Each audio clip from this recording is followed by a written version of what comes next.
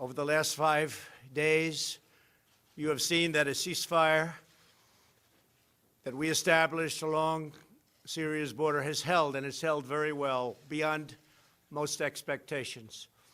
Early this morning, the government of Turkey informed my administration that they would be stopping combat and their offensive in Syria and making the ceasefire permanent, and it will indeed be permanent.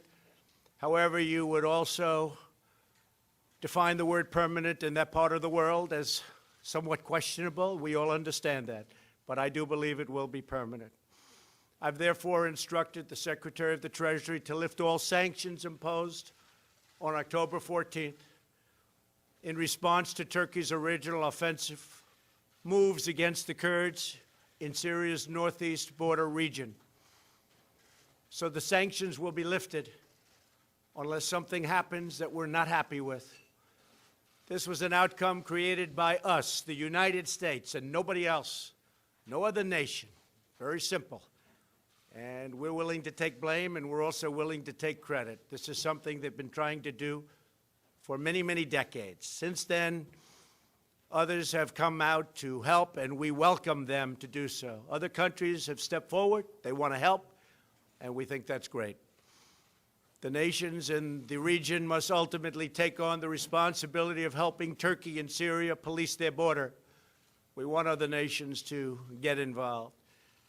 We've secured the oil, and therefore a small number of U.S. troops will remain in the area where they have the oil. And we're going to be protecting it, and we'll be deciding what we're going to do with it in the future. In any event, by the moves that we've made, we are achieving a much more peaceful and stable area between Turkey and Syria, including a 20-mile-wide safe zone.